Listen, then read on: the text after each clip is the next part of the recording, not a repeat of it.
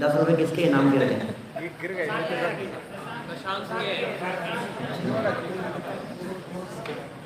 चलो और हो गई, किसी से भी पूछ लूं अब तो। सिद्धांत चौगले,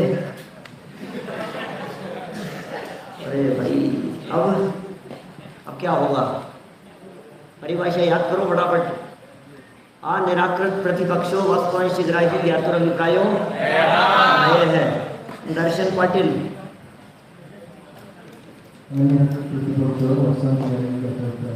शाबाश। और कौन?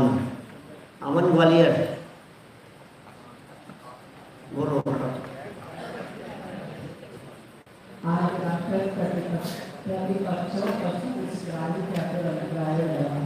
चलो ठीक है।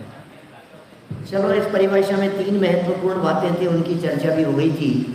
अब छोटी सी एक बात का और जवाब दे दो कि नए 5 प्रकार के ज्ञानों में से कौन से ज्ञान में लागू होते हैं? बोलो, कौन बोलेगा? बोलो बेटा।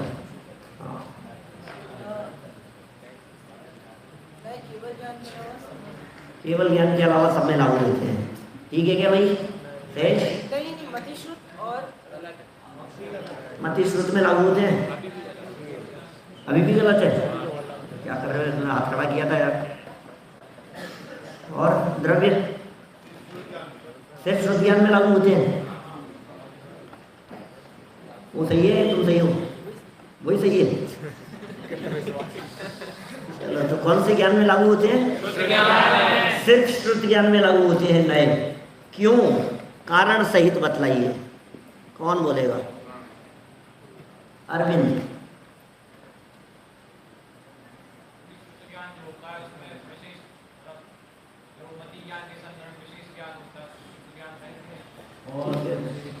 अगर किसी वस्तु को जानना है, वो लगाना है, तो उसका विशेष ज्ञान होना चाहिए। इसलिए ज्ञान नहीं, विशेष ज्ञान तो केवल ज्ञान भी बहुत विशेष है। केवल ज्ञान से विशेष कौन होगा? वस्तु के संबंध में पहली बार जानना उससे अधिक ज्ञान है। और कोई बात? बोलो। शाबाश। मुख्य गौण करने की फैसिलिटी सिर्फ श्रुत ज्ञान में, इतना सा ध्यान रखना है। मुख्य गौण श्रुत ज्ञान के अलावा और किसी ज्ञान में नहीं हो सकता।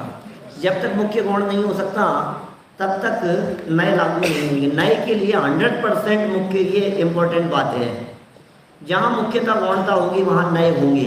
श्रुत ज्ञान के अलावा और किसी ज्ञान में मुख्यता गौणता नहीं होती, इसलिए और किसी भी ज्ञान में नए नहीं होते। चलो, नए प्रमाण भी है क्या? नए प्रमाण भी है। कौन से प्रमाण में आएंगे नए? आगम प्रमाण। आगम प्रमाण में याद रखने की बात है। माने नए प्रत्यक्ष है या परोक्ष है? परोक्ष प्रमाण है। नए प्रत्यक्ष नहीं है, परोक्ष है। और परोक्ष के भी 5 भेद हैं, और उन 5 में से आगम प्रमाण के अंतर्गत आएंगे। ठीक है ना? कोई व्यक्ति ऐसा नहीं समझ लेवे कि श्रुत ज्ञान है इसलिए परोक्ष कह दिया उसे, क्योंकि मति श्रुत 2 ही परोक्ष, तो वो विवक्षा यहाँ नहीं है।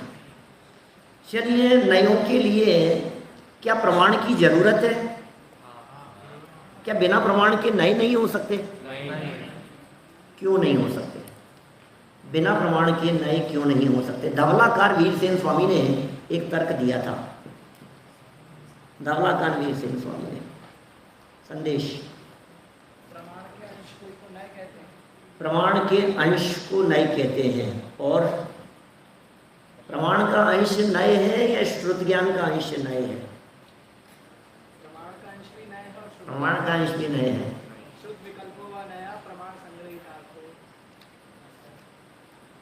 प्रमाणेन संग्रहितार्थो, ठीक है, प्रमाणेन संग्रहितार्थ एकांशो श्रुत विकल्पो वा ज्ञातो अभिप्रायो वा नहीं है। चलो, और क्या कह सकते हैं? धवलाकार ने कुछ एक विशेष बात कही थी कि अणम गैठे गुण पहाड़ भावा हिपायाण उत्पत्ति दो प्रमाणे क्या प्रमाणादो नयाण उत्पत्ति। प्रमाण से नए की उत्पत्ति होती है। और तर्क क्या है? ध्यान देने योग्य है। तो हम ध्यान देने योग्य बात यह है अनवगत गुण प्रमाण भावा पाया अनुपत्ति दो। अनवगत अर्थ में गौणता और प्रधानता करोगे कैसे? अनवगत अर्थ में जिस अर्थ को आपने जाना ही नहीं है, जिस वस्तु को आपने ज्ञान का विषय ही नहीं बनाया है, उसमें मुख्यता गौणता कैसे हो सकती है? और जब तक मुख्यता गौणता नहीं होगी तब तक नए कैसे होंगे? इसलिए नए होने के लिए वस्तु को जानना जरूरी है। इसका मतलब प्रमाण के बिना नए नहीं हो सकते। अकलंकाचार्य देव ने कहा प्रमाण प्रकाशितार्थ विशेष प्ररूप को नए है, और प्रमाण प्रस्तुत किए थे। नाना सहाव वरियम वत्तुम गयोण तम प्रमाणेन एयं तनासनट्ठम पच्चान निर्णयम गुण है। नाना सहाव वरियम वत्तुम गयोण, अनेक स्वभावों से भरी हुई वस्तु को ग्रहण किया प्रमाण से, और फिर एकांतवाद का नाश करने के लिए नयों की योजना की जानी चाहिए। ये सब बातें कल अपनी यहाँ हो गई थी। विवक्षा अविवक्षा की भी थोड़ी बहुत चर्चा हुई थी। आज धवला की चर्चा हो है ना, इसमें पेज नंबर 8 पर तीसरा प्रमाणादुणयान उत्पत्ति अनवगत्य गुण प्रमाण भावा इपायन उत्पत्ति। तो सेकंड लाइन में इसके अंदर लिखा है अनवगत्य अनवगत अर्थे गुण प्रहाण गौणता और प्रधानता का भावा अभिप्राया अनुत्पत्ति दो। भाव और अभिप्राय की अनुत्पत्ति होती है। अनवगत अर्थ में इस बात की अनुत्पत्ति होगी, इसलिए प्रमाणादुणयान उत्पत्ति, इसलिए प्रमाण से नए की उत्पत्ति होती है। बिना प्रमाण के नए की उत्पत्ति नहीं हो सकती। चलिए एक और धवलाकार की बात यहाँ प्रस्तुत करते हैं नयों की परिभाषा के संदर्भ में। बहुत महत्वपूर्ण परिभाषा है, बहुत सुंदर चर्चा है। पेज नंबर 9 निकालिए आपकी पुस्तकों में। धवलाकार क्या कह रहे हैं नय को स्पष्ट करने के लिए? को नयो नाम मिल गया तो जवाब दिया ज्ञात और अभिप्राय नय है। फिर प्रश्न उठाया, आप तो कह रहे हो ज्ञात और अभिप्राय नए हैं, अच्छा अभिप्राय में नए लगते हैं, अच्छा अभिप्राय का नाम नए है। हाँ हमने एक बार सुना था क्रिया परिणाम अभिप्राय, तो अभिप्राय तो श्रद्धा का मैटर है ना। अभिप्राय क्या है? क्रिया तो बाहर में जो दिखाई दे रही है वो सब क्रियाएं, परिणाम चलने वाले भाव, और अभिप्राय माने श्रद्धा। तो ज्ञात और अभिप्राय नए हैं, तो ज्ञाता की जो श्रद्धा का विषय है वो नए है। बोले नहीं नहीं ऐसा नहीं है, यहाँ अभिप्राय का अर्थ वो अभिप्राय नहीं है जो अभिप्राय कहा गया है। अभिप्राय माने यहाँ श्रद्धा नहीं है, अभिप्राय माने यहाँ ज्ञान की पर्याय है। यहाँ अभिप्राय का अर्थ नहीं, ये नहीं है कि आपका क्या इसके संबंध में आपकी श्रद्धा कैसी है, ज्ञानियों की श्रद्धा अश्रद्धा के संदर्भ में चर्चा करें, वो मैटर यहाँ नहीं है। तो फिर क्या है? अभिप्राय इत्यस्य को अर्थ है, अभिप्राय का क्या अर्थ समझना चाहिए? तो इन्होंने जवाब दिया, बड़ा सुंदर लिखा, प्रमाण परिग्रहितार्थ एक देश वस्तु अध्यवसाय है अभिप्राय है। ये अभिप्राय है। अभिप्राय का क्या अभिप्राय है? मानस अभिप्राय का क्या अभिप्राय है? तो प्रमाण परिग्रहितार्थ एक देश वस्तु अध्यवसाय है अभिप्राय है। प्रमाण से जो परिग्रहित वस्तु है उसके एक देश में वस्तु का निश्चय वस्तु अध्यवसाय है। वस्तु का निश्चय, वस्तु का निर्णय, ये कहलाता है नय, ये कहलाता है अभिप्राय। इसे अभिप्राय कहकर के पुकारा है, इसे अभिप्राय कहा है। यहाँ युक्तितः प्रमाणात अर्थ परिग्रह द्रव्य पर्याय अन्यतरस्य अर्थ इति परिग्रहो वा नय है। प्रमाणेन परिचिन्नस्य वस्तुनः द्रव्ये पर्याये वा वस्तु अध्यवसायो नय इति यावत्। कितना सरल शब्दों में यहाँ बातें कह दी है। नय, नय किसे कहते हैं? क्या होता है नय? बोले ज्ञाता का अभिप्राय होता है। वैसा ज्ञाता के अभिप्राय को नहीं कहते। अब ज्ञाता का अभिप्राय क्या होता है? ज्ञाता का अभिप्राय क्या है? तो बोले प्रमाण से परिग्रहित वस्तु के, बड़ी सुंदर परिभाषा है। अभिप्राय क्या है इसका अर्थ बतलाते हैं। अभिप्राय इसका क्या अर्थ है?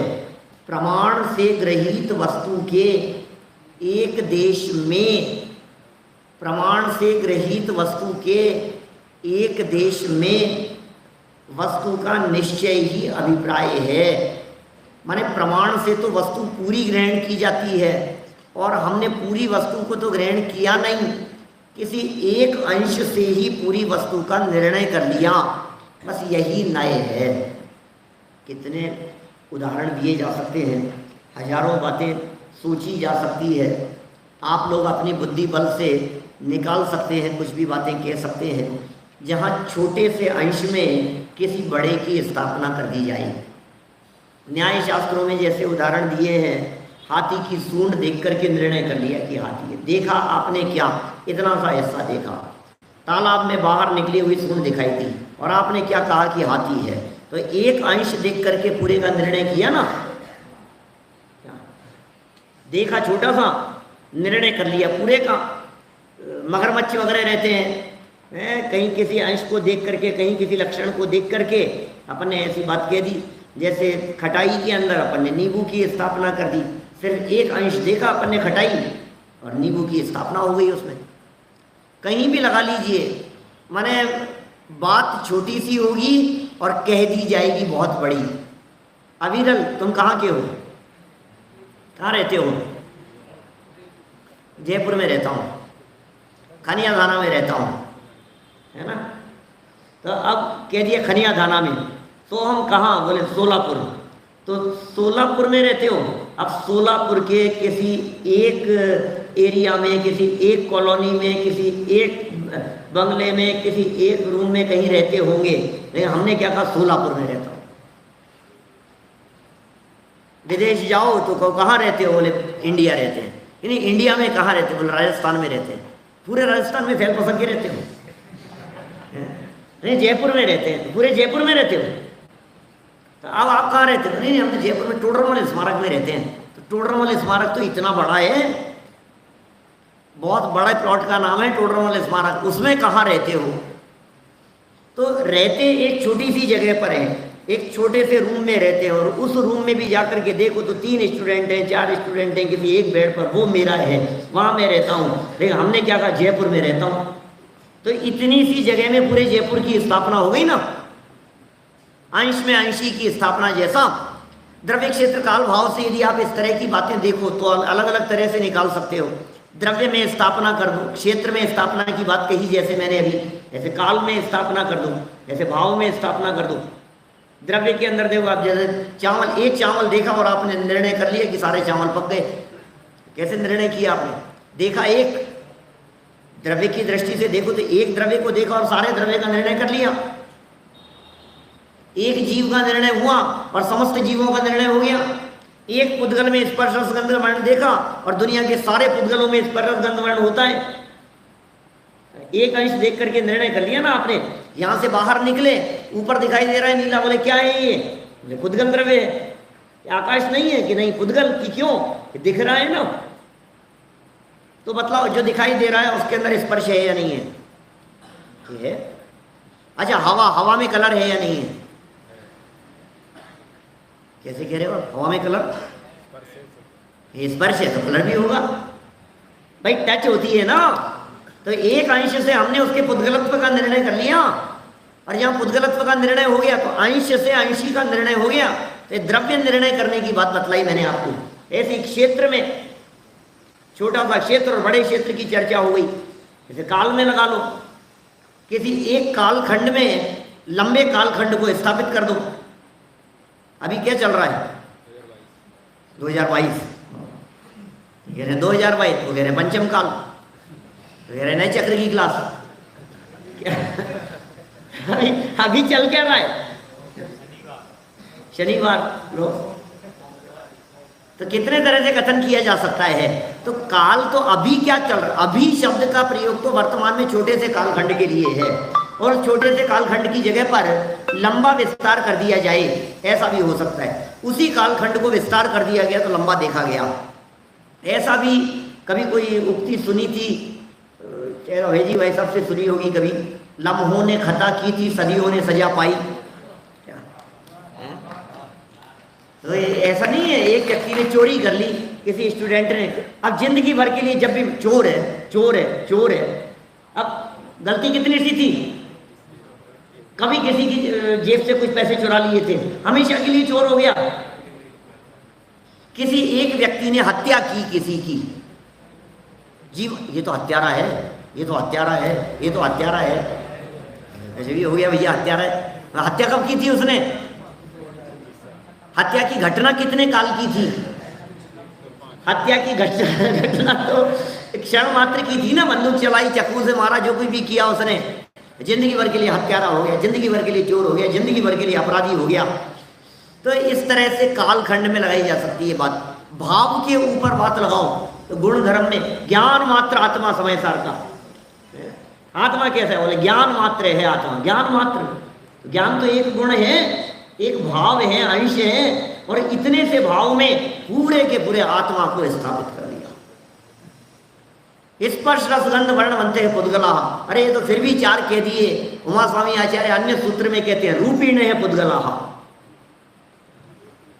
रूपी पदार्थ पुद्गल है, रूपीपन में पुद्गलत्व की स्थापना हो गई। ये भाव पक्ष को देख करके स्थापना हुई। कितने प्रयोग, मैं कह रहा हूं हजारों प्रयोग निकाल सकते हो आप। सुबह से अभी बैठ जाओ ना आप लिखने के लिए, तो सोचते रहो, विचार करते रहो, हजारों बातें निकल जाएगी इस तरह की। वो पाकिस्तान मानने को तैयार नहीं है। किस पे? कश्मीर के मुद्दे पर वो मानने को तैयार नहीं है। पाकिस्तान तैयार हुआ, किसी एक व्यक्ति ने डिसीजन लिया और पाकिस्तान तैयार हो गया। भारत का निर्णय भारत के 125 करोड़ लोग नहीं लेते। एक व्यक्ति कहीं किसी जगह पर बैठ करके किसी दूसरे मिनिस्टर के साथ में, किसी दूसरे देश के प्रधानमंत्री के साथ में बैठ करके वार्ता करते हैं और भारत ने ऐसा कहा। एक व्यक्ति के अंदर पूरे भारत की स्थापना हुई। 11 खिलाड़ियों में तो करते ही हैं भारत की जीत और हार। भारत जीत गया कि भारत हार गया? क्यों ऐसा नहीं कह सकते हो मोहित तुम? अरे वो हार गए होंगे 11 लोग, हम खेलते तो हमारी हार मानते, हम तो खेले ही नहीं। जबरदस्ती हमें खिलाओ, भारत के हर नागरिक की हार। अरे भाई तुमने ही चुन करके उनको आगे निकाला है, तुम में से ही निकल करके वो आगे बढ़े हैं जीत करके। जब वो हार गए इसका मतलब पूरा भारत हार गया, पूरा भारत जीत गया। भारत और पाकिस्तान के 11 खिलाड़ी आपस में खेल रहे होते हैं और निर्णय कर लिया जाता है कि ये इनमें से जीत हार का निर्णय हो जाएगा, पूरे देश की जीत हार का निर्णय हो जाएगा। तो हो जाता है ऐसा निर्णय। ये सब नए प्रयोग हैं, रोजाना ऐसे नए प्रयोग हमारे द्वारा हो रहे हैं, हर समय हो रहे हैं। दृष्टिकोण, एंगल, देखने का नजरिया, जब भी हम किसी घटना को देखते हैं, किसी परिस्थिति को देखते हैं, किसी व्यक्ति से बात करते हैं, छोटा बड़ा, गोरा काला, मोटा पतला, जो भी कथन कर रहे हैं सब नए लागू होते हैं। इसलिए दो नया कहते हैं अपन दुनिया। दो नए पर चले उसका नाम दुनिया है। निश्चय और व्यवहार दो नए हैं और इन दो के ऊपर जो चलती हैं उसका नाम दुनिया है। एक फैक्ट है, एक कहने की बात है, एक हकीकत है। हकीकत कुछ और होती है, कहने की बात कुछ और होती है। अपना ही समझना, अपना ही समझना, समझना अपना ही, संकोच मत करना कि हाँ बिल्कुल अपना ही समझ लेंगे। निश्चय से कि व्यवहार से? अरे अपना ही भैया, अपना ही घर समझना। इसको अपना ही घर समझना, इसका क्या मतलब है? आप लोगों ने सुना है ऐसा वाक्य, कई बार सुना हो। जहाँ जहाँ शिविर के लिए जाते हैं, 10 लक्षण में जाते हैं, प्रवचन करने के लिए जाते हैं, आयोजनों में, जिनके घर में रुकेंगे वो क्या कहेंगे? सौरभ भैया अपना ही समझना। फिर तुम अपना समझते हो कि नहीं उसे? सक्षम अपना नहीं समझते, अपना नहीं समझते। अपना समझना इसका अर्थ ये होता है जैसे अपने घर में नल खुला नहीं छोड़ देते, जैसे अपने घर में लाइट पंखा चालू नहीं छोड़ देते, ऐसे अपना समझना। जैसे अपना घर खराब नहीं करते, जैसे अपनी चीजों को तोड़ते फोड़ते नहीं है, जैसे अपने घर की दीवारों पर लकीटें नहीं करते, ऐसे अपना समझना। आशीष ये है अपना। अपना समझने का मतलब क्या है? ये अपना ही समझना। बाकी और क्या अर्थ हो सकता है इसका अपना समझने का? अपने जैसी फीलिंग समझना। अब भाई क्या करें, देखो ऐसा ही कह रहे हैं यहाँ। कैसा कह दिया वाक्य? अपन ने क्या पढ़ा? एक देश में वस्तु का निश्चय, मिश्री की मिठास में वस्तु का निश्चय। क्या नमक के खारेपन में वस्तु का निश्चय, खारा है, आपको पता नहीं था, शिकंजी आई आपके सामने और आपने कहा तो यार थोड़ी खारी हो गई, तुम्हें कैसे पता कि नमक ज़्यादा गिर गया इसमें, तुम्हें कैसे पता? बनते समय तो तुम नहीं थे वहाँ, तुमने देखा नहीं, इसमें दिखाई दे नहीं रहा है, फिर कैसे देखा? लक्षण से देख लिया। तो एक अंश को देख करके पूरी वस्तु का जब निश्चय हो जाता है, निर्णय हो जाता है, वस्तु के बारे में प्रतिपादन कर दिया जाता है, वही नय कहलाता है। ठीक है, तो वस्तु एक देश अध्यवसाय है, अभिप्राय है। प्रमाण परिगृहीतार्थ एक देश वस्तु अध्यवसाय है, अभिप्राय है। को नयो नाम ज्ञात और अभिप्रायो ने, अभिप्राय इत्यस्य को अर्थ है कि प्रमाण परिगृहीतार्थ एक देश वस्तु अध्यवसाय है, अभिप्राय है, इसका नाम अभिप्राय है। चलिए आगे बढ़े अपन। नयों का कथन सापेक्ष ही होता है, नयों का जो भी कथन होगा वो सापेक्ष ही कथन होगा, निरपेक्ष नहीं, अपेक्षा सहित ही कथन कहे जाएंगे, क्योंकि वे वस्तु के अंश निरूपक हैं। बड़ा गजब का शब्द है, अंश निरूपक। कैसे शब्द का प्रयोग कर रहे हैं? अंश और निरूपक। यदि मैं इसकी, वैसे तो अंश निरूपक का सीधा सीधा सा अर्थ है वस्तु के अंश के बारे में बताने वाले हैं, सीधा अर्थ तो यही है, लेकिन इसका यदि मैं दूसरा अर्थ निकालने की चेष्टा करूं तो नए वस्तु का अंश भी है और नए निरूपक भी है। माने अंश ज्ञान की पर्याय होने से और निरूपक वचनात्मक होने से, तो अंश निरूपक से ये अर्थ भी निकाला जा सकता है कि नए ज्ञानात्मक भी होते हैं और वचनात्मक भी होते हैं। निरूपक निरूपण करने वाले हैं, अरे नए तो बोलने वाला है, नए तो बोलने का काम करता है, बताने का काम करता है। और जब भी किसी विषय के बारे में बोला जाता है तो एक एंगल से बोला जाता है, सर्वांगीण बात नहीं कही जाती, पूरी तरह से बोला नहीं जा सकता। तो नयों के कथन के साथ यदि अपेक्षा न लगाई जावे, नयों के कथन के साथ यदि अपेक्षा न लगाई जावे, तो जो बात वस्तु के अंश के बारे में कही जा रही है उसे संपूर्ण वस्तु के बारे में समझ लिया जा सकता है, जो कि सत्य नहीं होगा।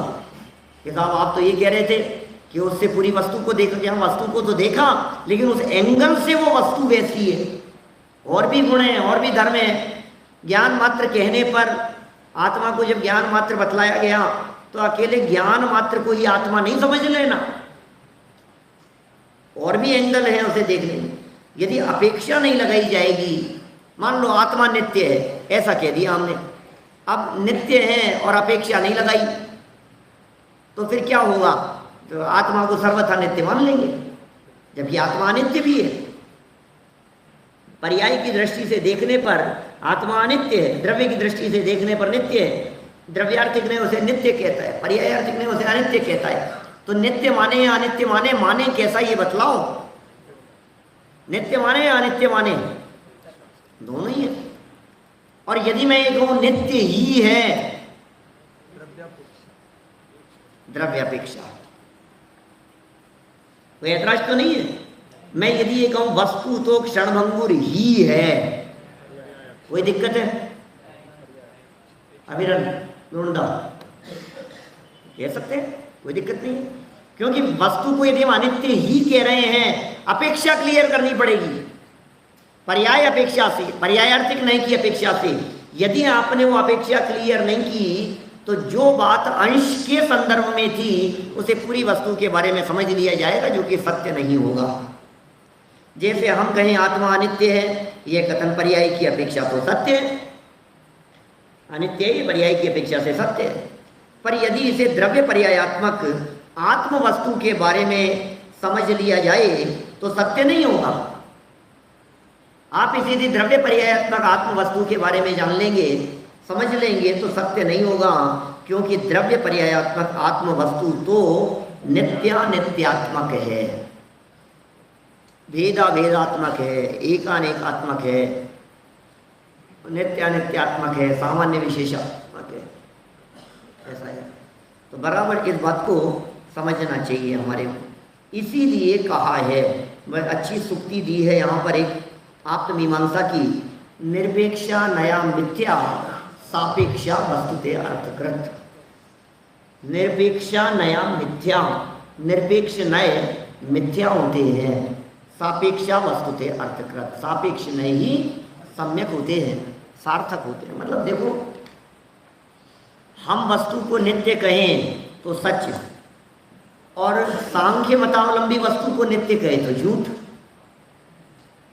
हम अनित्य कहें तो सच और बौद्ध कहें तो गलत।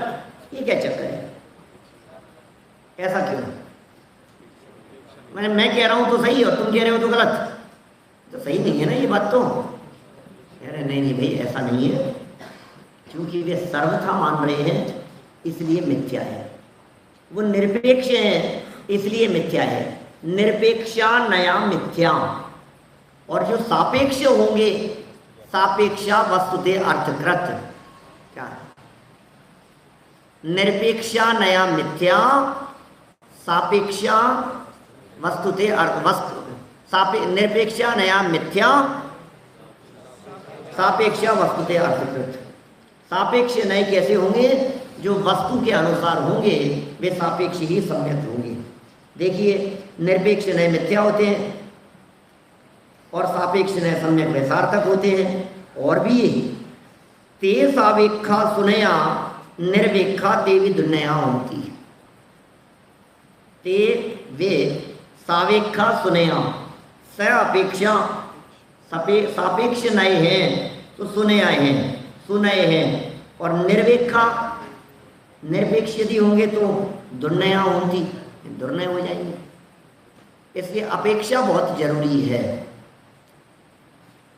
वे नए सापेक्ष हो तो सुनय होते हैं और निरपेक्ष हो तो दुर्नय होते हैं। और भी अनेक शास्त्रों में नयों की विभिन्न परिभाषाएं प्राप्त होती है, उन सबको यहाँ देने की आवश्यकता नहीं है, क्योंकि उनमें वे ही बातें हैं जो कि समग्र रूप से उक्त कथनों में आ जाती है। उक्त समस्त कथनों पर गंभीरता पूर्वक विचार करने पर निम्नानुसार तथ्य प्रतिफलित होते हैं। नयों के संबंध में 10 महत्वपूर्ण तथ्य कहे हैं। फाइनल में से याद है क्या किसी को? पिछले वर्ष कही तो होगी मैंने क्लास में, वही है ना, पिछले साल तो कोरोना में थे, ऑनलाइन चल रहा था सब। ये याद करने हैं सबको क्या?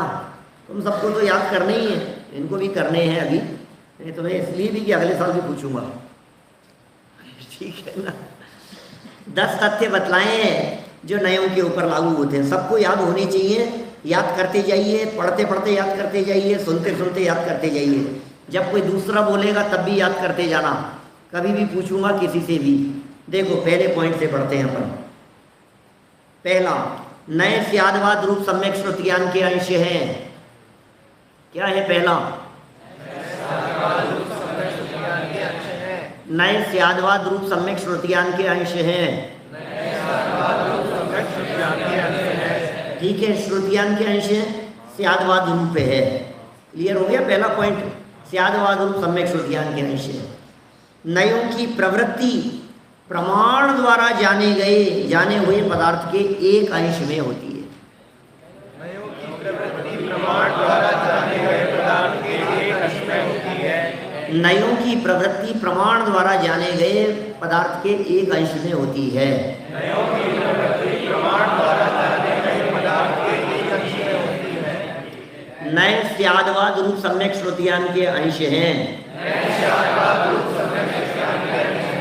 नयों की प्रवृत्ति प्रमाण द्वारा जानी गई वस्तु के एक अंश में होती है। नयों की प्रवृत्ति प्रमाण द्वारा जानी गई वस्तु के एक अंश में होती है। ठीक है। अब 3 नंबर, अनंत धर्मात्मक वस्तु के, अनंत धर्मात्मक पदार्थ के किसी एक धर्म को अथवा परस्पर विरुद्ध प्रतीत होने वाले धर्म युगलों में से किसी एक धर्म को नए अपना विषय बनाता है। अनंत धर्मात्मक पदार्थ के किसी एक धर्म को अथवा परस्पर विरुद्ध प्रतीत होने वाले धर्म युगलों में से किसी एक धर्म को नए अपना विषय बनाता है। 2 महत्वपूर्ण बातें हैं यहाँ इस परिभाषा में। 2 महत्वपूर्ण बातें हैं। अनंत धर्मात्मक पदार्थ के किसी एक धर्म को, पहला पॉइंट हुआ, अनंत धर्मात्मक में से किसी एक धर्म को, अथवा परस्पर विरुद्ध प्रतीत होने वाले धर्म युगलों में से किसी एक धर्म को नए अपना विषय बनाता है। तो पहला हो गया स्याद्वाद रूप श्रुति ज्ञान के अंश है। दूसरा, नयों की प्रवृत्ति प्रमाण द्वारा जाने गए पदार्थ के एक अंश में होती है। तीसरा, अनंत धर्मात्मक वस्तु के किसी एक धर्म को अथवा परस्पर विरुद्ध प्रतीत होने वाले धर्म युगलों में से किसी एक धर्म को नए अपना विषय बनाते हैं। दो जगह पर अनंत शब्द का प्रयोग हुआ। बोलो, युगल मतलब नहीं जानते? युगल माने जोड़ा। मीन युगल स्वप्नों में था, माता के 16 स्वप्नों में एक मीन युगल देखा है। माला का युगल देखा तो 2 मालाएं। मछली का जोड़ा देखा, जहाँ जोड़ा होगा वो युगल होगा। ठीक है ना? जब आप बाजार से चप्पल खरीद करके लाते हैं तो सिंगल नहीं लाते हैं, जोड़ा ही आता है वो। आप कभी ऐसा पूछते हैं चप्पल कितने की है, तो वो बतलाता है कि भाई 500 रुपये की है। तो वैसा 500 की सिंगल है कि 500 की दोनों हैं? कभी ऐसा पूछते हो आप? तो भाई साहब मेरी एक टूट गई थी, एक दे दो, आप 250 की दे दोगे क्या? 2 में से एक दे देगा क्या वो 250 की? वो युगल ही आती है, वो जोड़ा ही होगा, आधा आधा नहीं हो सकता उसमें काम। तो अनंत धर्मात्मक पदार्थ के किसी एक धर्म को, यहाँ जो धर्म शब्द का प्रयोग किया है ये गुण के अर्थ में किया है। अनंत गुणात्मक, अनंत धर्मात्मक का मतलब अनंत गुणात्मक समझना। और परस्पर विरुद्ध प्रतीत होने वाले धर्म युगल माने नित्य अनित्य, एक अनेक, भेद भेद, अस्ति नास्ति, सत असत, तत असत, ये सब। तो परस्पर विरुद्ध प्रतीत होने वाले धर्म युगल, विरुद्ध प्रतीत होने वाले, विरुद्ध है नहीं राहुल, विरुद्ध नहीं है, विरुद्ध प्रतीत होते हैं। और विरुद्ध भी कह दो तो कोई दिक्कत वाली बात नहीं है। नित्यता और अनित्यता का में विरोध है, साथ में रहने में विरोध नहीं है, स्वरूप में विरोध है, परस्पर विरोधी है। तो धर्म युगलों में से किसी एक धर्म को नए अपना विषय बनाते हैं। गुण और धर्म में क्या फर्क है? गुण सिंगल सिंगल होते हैं, धर्म जोड़े से होते हैं। गुणों की पर्याय होती है, धर्म की पर्याय नहीं होती है। ठीक है ना? माने धर्म में प्रतिपक्ष होगा और गुण में प्रतिपक्ष नहीं होगा। ठीक है ना? यही मुख्य अंतर है। और दादा कहते हैं उनके संतान होती है और इनके संतान नहीं होती। है ना? सुना दादा के मुंह से? कभी सुना कि नहीं सुना? अरे दादा के मुंह से नहीं सुनी कभी ये बात? दादा ये कहते हैं देखो जो सिंगल है उसकी तो संतान है, पर्याय है, और जो जोड़े से हैं उनके संतान नहीं है, उनकी कोई पर्याय नहीं होती। माने ये युगल है, उनके होनी चाहिए ना, उनके कोई पर्याय नहीं होगी। और जो सिंगल सिंगल होते हैं, ज्ञान की पर्याय होगी, दर्शन की पर्याय होगी, चारित्र की पर्याय होगी, सुख की पर्याय होगी, वीरी की पर्याय होगी। सिंगल सिंगल है तो अकेले के होते हैं, और जोड़े से जो होते हैं उनकी पर्याय नहीं होती है। गुण और धर्म, शक्तियां अलग है ना, स्वभाव अलग है। तो वस्तु के किस धर्म को, अभी क्योंकि धर्म युगलों में से एक धर्म को नए विषय बनाता है ना, यहीं से बात जुड़ जाएगी। पहला वाक्य क्या था? नए स्याद्वाद रूप सम्यक श्रुति ज्ञान के अंश है। नयों की प्रवृत्ति अनंत धर्मात्मक वस्तु के किसी अथवा परस्पर विरुद्ध प्रतीत होने वाले धर्म युगलों में से किसी एक को नए अपना विषय बनाते हैं। फिर वस्तु के किस धर्म को विषय बनाया जाए अनंत में से, एक ज्ञानी वक्ता के अभिप्राय पर निर्भर करता है। वहीं से निकल गई बात। एक धर्म को विषय बनाते हैं, धर्म वस्तु के किस धर्म को विषय बनाया जाए ये ज्ञानी वक्ता के अभिप्राय पर निर्भर करता है। अच्छा, ज्ञानी वक्ता के अभिप्राय पर निर्भर करता है, इससे 5वां पॉइंट निकल जाएगा, नए ज्ञानी के ही होते हैं। अब जब नए ज्ञानी के ही होते हैं तो ज्ञानी की बात आ गई, तो ज्ञानी वक्ता जिसको विषय बनाता है उसे विवक्षित कहते हैं, विवक्षित हो गया। फिर नयों के कथन में विवक्षित धर्म मुख्य और अन्य धर्म गौण रहते हैं। फिर यहाँ से गौणता से आ गया, नए गौण धर्मों का निराकरण नहीं करता, मात्र उनके संबंध में मौन रहता है। बस 8 ही याद करने हैं आपको, 2 तो हो जाएंगे। नए ज्ञानात्मक भी होते हैं और वचनात्मक भी, सापेक्ष सम्यक होते हैं, निरपेक्ष नहीं। क्या ये 2 तो याद है ही आपको, 8 करने हैं। 8 में से 4 करवा दिए मैंने, 4 तो आप करोगे खुद, सरल है ना। इनमें से कोई पॉइंट यदि नहीं समझ में आया हो तो बोलो, आप एक एक पर चर्चा कर लें थोड़ी सी। देखो, स्यादवाद रूप श्रुत ज्ञान के अंश सम्यक श्रुत ज्ञान के अंश, इसका मतलब मिथ्या श्रुत ज्ञान में नए लागू नहीं होते, नए मिथ्या श्रुत ज्ञान का अंश नहीं है, नए मिथ्या दृष्टि के नहीं होते, ऐसा भी कह सकते हैं। कल एक पंक्ति गाथा पढ़ी थी अपन ने, नाणीण वियप्पम सुवासयम वत्तु अंश संग्रहणम तम एहणयम पौत्तम नाणी पुणतेन नाणेन, ध्यान है क्या? द्रव्य स्वभाव प्रकाशक नए चक्र की गाथा अपन ने कल पढ़ी थी।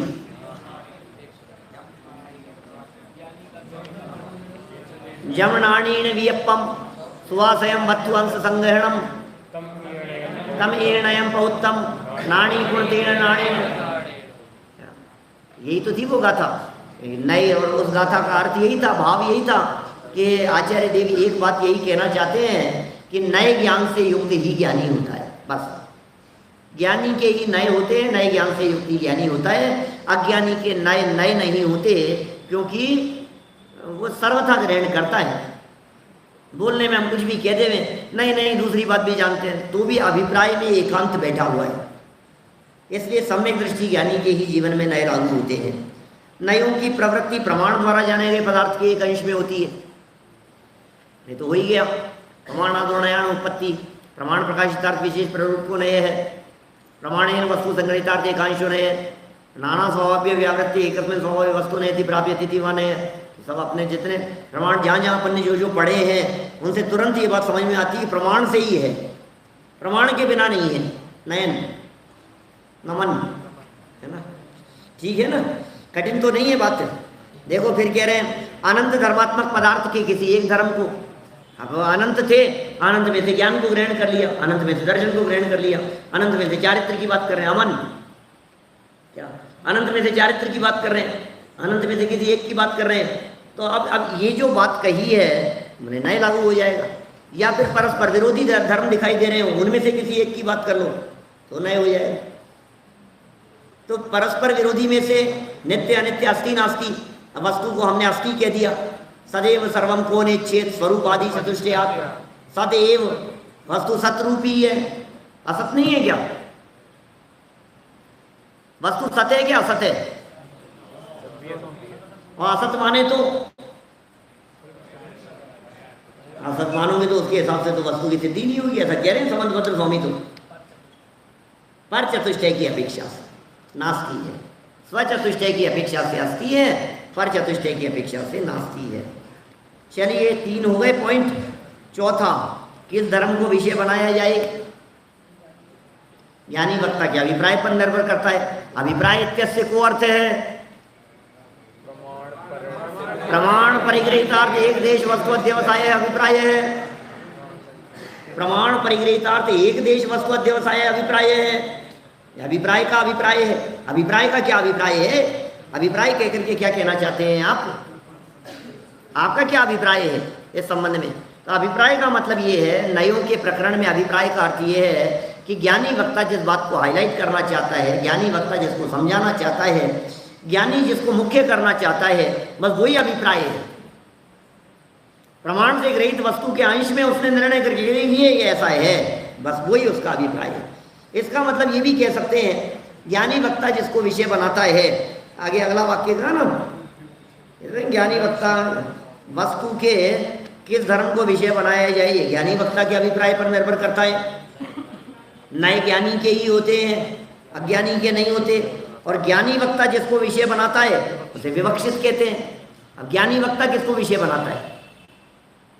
कुछ भी बना सकता है, ज्ञानी के ऊपर निर्भर करता है। मतलब इस बात को ऐसा समझना चाहिए हमारे को कि जिनवाणी का अर्थ उसके लेखक के अभिप्राय अनुसार समझना, अपने अभिप्राय अनुसार नहीं। मैंने समय सार पढ़ रहे हैं तो वहां कुंदकुंदाचार्य देव का क्या मंतव्य है। यदि हम आत्मख्याति पढ़ रहे हैं तो अमृत चंद्राचार्य देव का क्या मंतव्य है। यदि हम तात्पर्य वृत्ति पढ़ रहे हैं तो जयसेनाचार्य का कहने का क्या अभिप्राय है, उनके अभिप्राय के अनुसार चलना। यहाँ गुरुदेव का क्या मंतव्य है, यहाँ जयचंद जी चावड़ा साहब क्या कहना चाहते हैं, समझ में आ रही है? यहाँ बनारसी दास जी क्या कह रहे हैं, वक्ता का क्या अभिप्राय है। वक्ता के अभिप्राय के अनुसार चलोगे तो बात सच्ची है, और वक्ता के अभिप्राय को लक्ष्य में नहीं लोगे तो सारी बातें झूठी हो जाएगी। आप मतलब ही नहीं समझे कहना क्या चाहते थे हम। कहने के कई तरह के अर्थ होते हैं ना, सामने वाला क्या कहना चाहता है। अभी तो एक दिन, अभी 5-7 दिन पुरानी बात हुई शायद मेरे ख्याल से, मैंने कुछ इस तरह की बात कही अपने सुबह के प्रवचन में कि वो बातों के भी कई तरह के अर्थ होते हैं। हमने कहा डॉक्टर ने जवाब दे दिया, उसका क्या मतलब है इसका। हमने मजाक करते हुए ऐसा कहा कि भाई क्या हुआ, आप डॉक्टर को दिखाने के लिए गए थे, पिताजी को दिखाने के लिए गए थे, डॉक्टर को दिखाने गए थे, क्या कहा डॉक्टर ने? डॉक्टर ने जवाब दे दिया। क्या बात कर रहे हो? कि हाँ, हमने उससे पूछा तो उसने जवाब दे दिया कि बस सब ठीक है, कोई चिंता की बात नहीं। जवाब देने का अर्थ क्या होता है? जवाब देने का अर्थ जवाब देना नहीं है, जवाब देने का अर्थ अभिप्राय है। वक्ता का क्या अभिप्राय है, वक्ता उस बात को क्या कहना चाहता था। अब यदि आप उसको नहीं समझो, इन्होंने इनके ऊपर हाथ उठा दिया, क्या बात कर रहे हो आप, हाथ उठा दिया? हाँ, ऐसे उठाया था।